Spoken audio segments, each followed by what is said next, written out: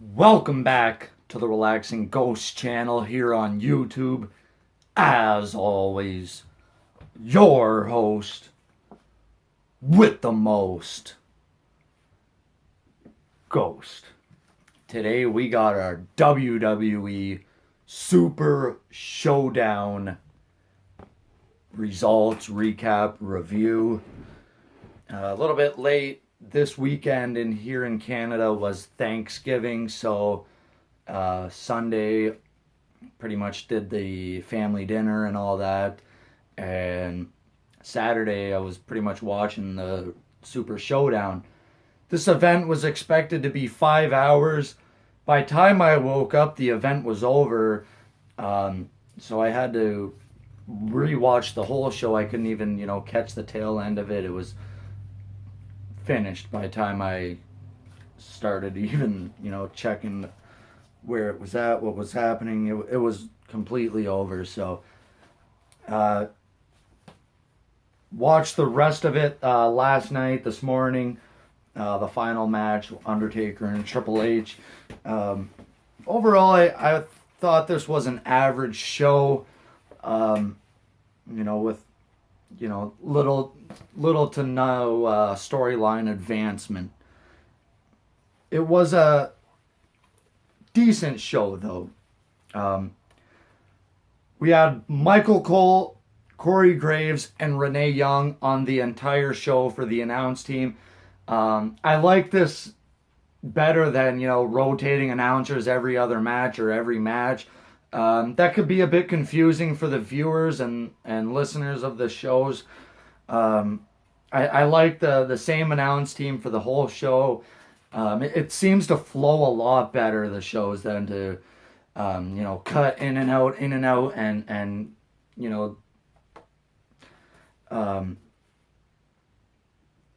the viewers sometimes get lost. They forget who's announcing.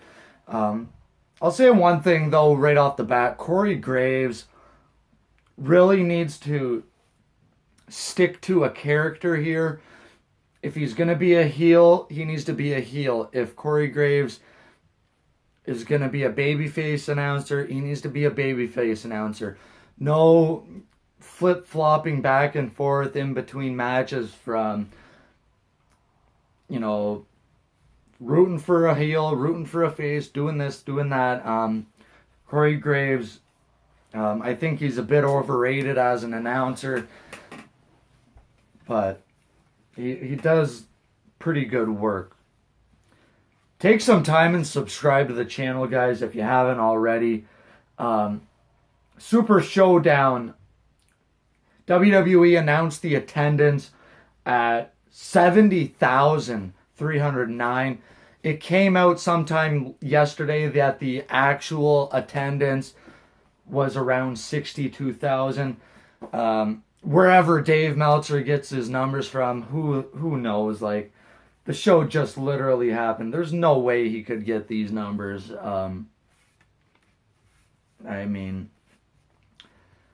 It's kind of ridiculous how Dave Meltzer always comes on and berates the product, but what about these New Japan shows? They barely sold out the Tokyo Dome for these past few years, and what's he have to say about that? Does New Japan inflate their attendance numbers?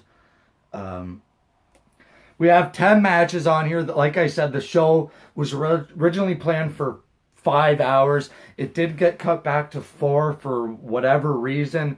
So it's like a lot of matches had their time cut. And I think it really hurt the show, and we'll get to that in a minute. The matches really seemed rushed at times and really short as well. So, first match of the night, SmackDown Tag Titles opening the show. There was no pre-show, no whatever. There might have been a dark match or two, but non-televised. So we had the Bar versus the New Day. Xavier Woods and Kofi Kingston representing the New Day. This was a decent opener, your average opener. Xavier Woods would end up hitting a backstabber with Kofi Kingston hitting a double stomp off the top rope for a combination pin.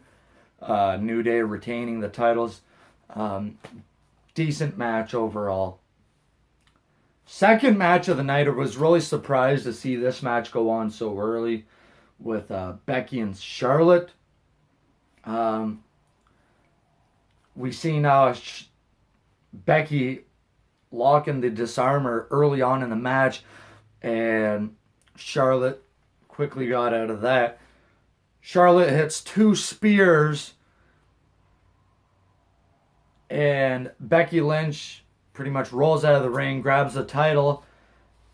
By this point, Charlotte Flair locks in the figure 4, goes for the figure 8, and Becky Lynch kind of grabs the title, which is laying on the mat, and kind of whips her with the title, causing a disqualification.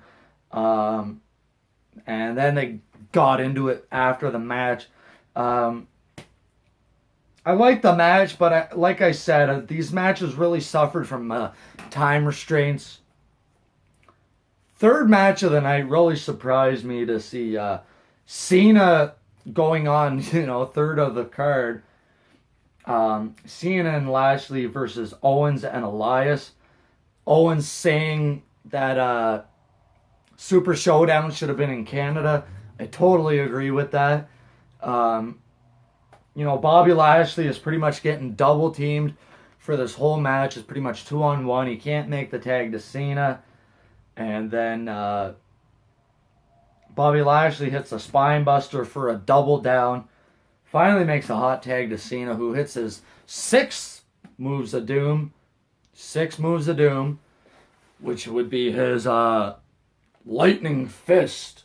Oh, you can't get any cheesier than that. I mean, that's an awful move. I was expecting much more from John Cena for a 6 move of doom. But he hits his lightning fist for a 3 count and cuts a promo after the match. I don't know what my future holds, blah, blah, blah. Your typical Cena promo. Fourth match of the night, the Iconics versus Asuka and Naomi. Not much to say about this match. The Iconics win with the double team maneuver. It's what I expected here. Get my sheet out quickly. I think I almost got perfect predictions as well, if not pretty close to perfect. I think I only got one wrong on the card.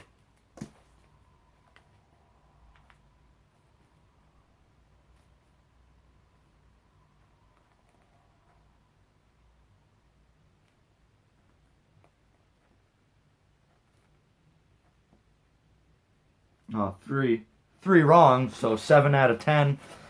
Pretty good predictions, but very predictable show overall. The Iconics won.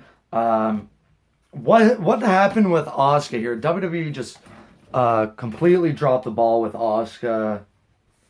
I don't want to see Asuka paired with Naomi. Nothing against Naomi. I'm just not a fan of hers.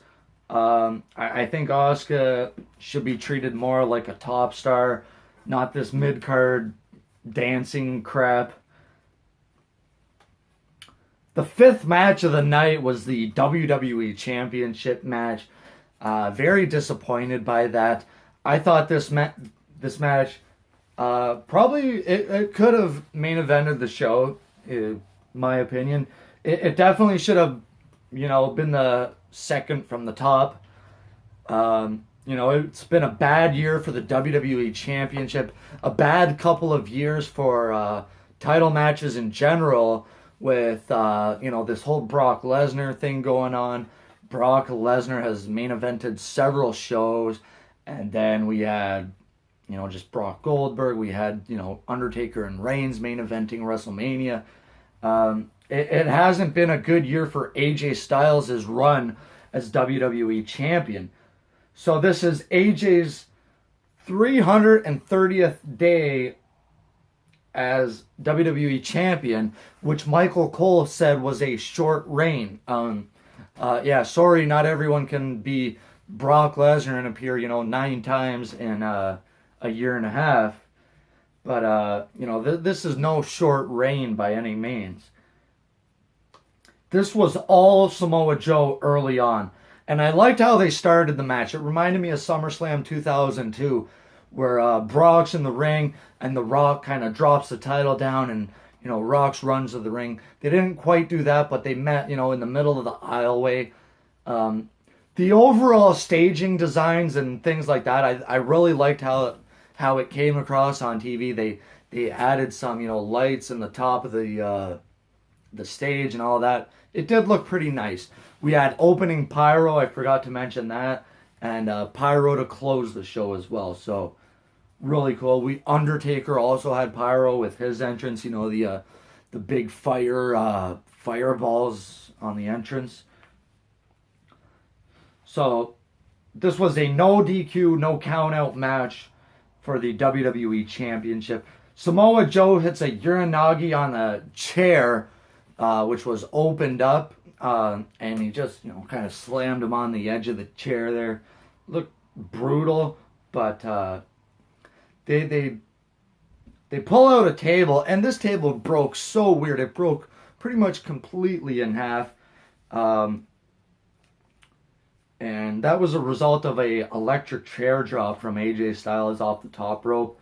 Samoa Joe crashing through the table, and he is clutching his left knee. This is going to be the story for our match. Styles pretty much works the leg the rest of the match, and he misses the phenomenal forearm. Samoa Joe locks in the Coquina clutch, and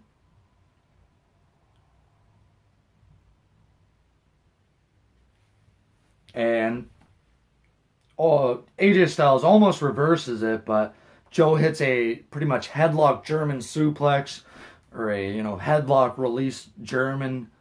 Locks in a Coquina clutch for a third time. It's reversed into the calf crusher. Samoa Joe taps. Good match. I did like the match quite a bit. I just don't like Samoa Joe tapping out. I think they could have made much better use of the no DQ stipulation, but it was a good match overall. Sixth match was the Bellas and Rousey versus Riot Squad 6-woman tag. And similar to the Cena match, this was mostly Bellas versus Riot Squad. We had some interactions with Liv Morgan and Brie, of course. I'm not sure if she was shooting on Brie or not, but it kind of looks like she was with her first initial kicks. Rousey gets a tag late in the match and locks in a double armbar. Wasn't a fan of this finish either, with both Liv Morgan and Sarah Logan tapping out. Didn't like that at all. Could have had one of them tap, not both. You're trying to build these young girls up, not just wreck everything they have, which isn't much. Seventh match of the night was a really good match. The Cruiserweight Championship match. Hometown hero Buddy Murphy with challenging Cedric Alexander.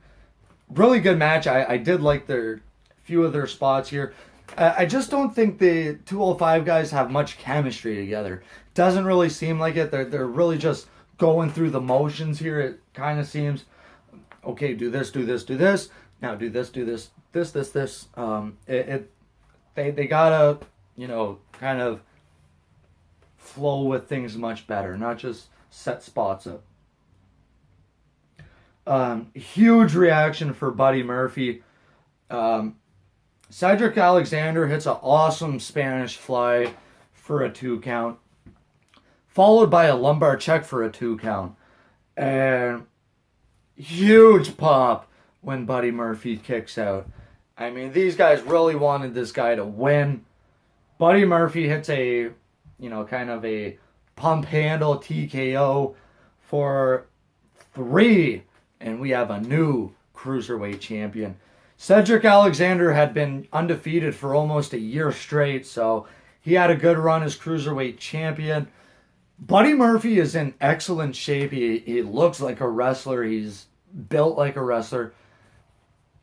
And they were quoted as saying he's the first Australian-born superstar to win a WWE title.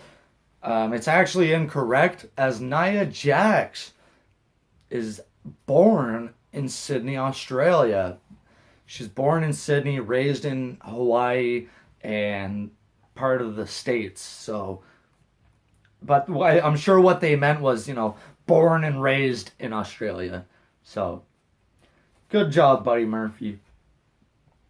8th match of the night was the 6-man tag between the Shield, Strowman, Ziggler, and McIntyre. I thought this was a great match for considering the circumstances. I really wanted Strowman and them to go over here.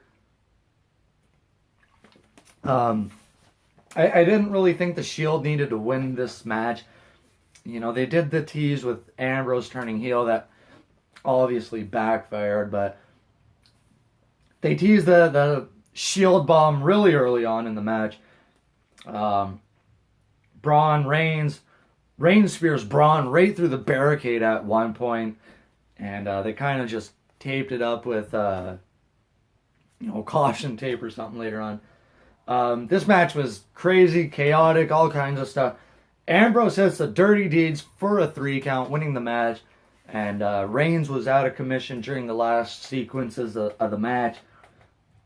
Good stuff there. We got the Shield fist bump at the end. Good match overall. The Shield usually has great 6-man tags. This was a good match to watch. 9th match of the night. Talk about time restraints. 2.5 minutes for Miz and Daniel Bryan. Not good for these two guys, considering the last couple of matches they've had together at SummerSlam and Hell in a Cell. 2.5 minutes sucks. Daniel Bryan hits the yes kicks, and we got a surprise roll-up for Daniel Bryan, resulting in a 3 count. Really, really weird. And it was announced that he would face AJ Styles at Crown Jewel. So our championship match is set for Crown Jewel. I really want to see this match main event a show, but it's probably going to be the Reigns, Lesnar, Strowman matchup, which probably will suck. So 2.5 minutes for Miz and Bryan. And the main event, the 10th match of the evening, was Undertaker versus Triple H. This would be 16 years since Triple H had defeated The Undertaker. That match was actually the night after SummerSlam 2002, a match on Raw, remember, where it was supposed to be that whole thing where Lesnar got involved. And then Lesnar went to SmackDown. Triple H became the World Heavyweight Champion. Undertaker was on SmackDown. So they never did Triple H versus Lesnar after that. First comes out HBK, then Triple H to a pretty good reactions. Kane, and then The Undertaker. These guys battle in and out of the ring. HBK is setting up a table. They battle near the tech area. Taker reverses a pedigree early on. A face buster for a 2 count, which is, I love that face buster. One of my favorite moves. They battle near the tech area, so paying homage to the WrestleMania 17 match.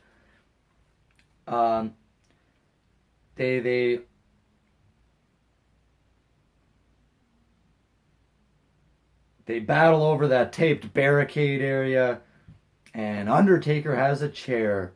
Triple H blocks the suicide dive of The Undertaker with the chair. Kane is getting involved around this point. So now all 4 guys are, pretty much interacting with each other. Kane hits a sweet chin music, and Triple H hits an elbow drop from, I believe, the, maybe middle rope through the table on Kane.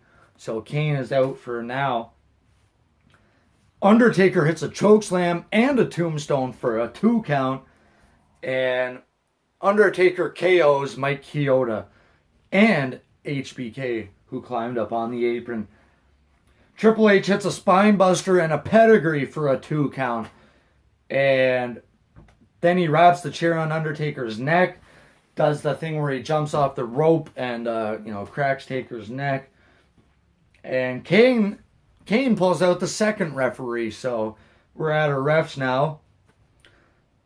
They both grab their desired weapon with a sledgehammer for Triple H and a chair for The Undertaker. Triple H just kind of bashes the sledgehammer right through the chair.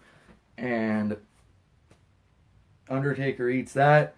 Taker locks on Hell's Gate.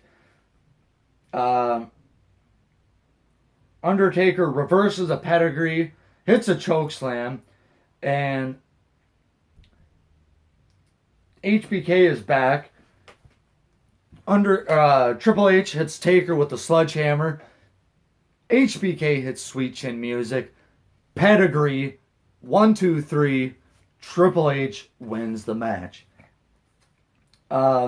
They did do the whole curtain call, hugging and all that stuff like I kind of predicted in my predictions.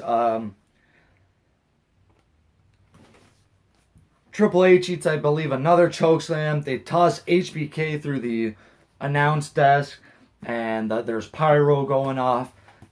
Overall, I did like the Undertaker Triple H match quite a bit. I did like. It seemed like Triple H was really emotional after this match. It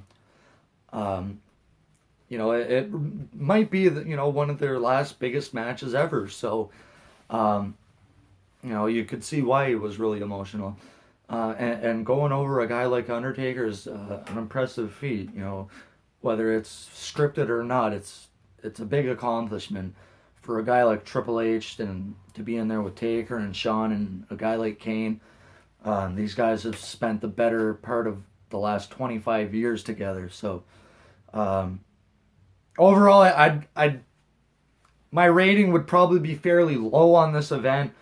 There was some good with a lot of bad, mistiming matches, and they probably should have had a pre-show to put a couple matches on there to kind of block out some of these time restraints or restrictions.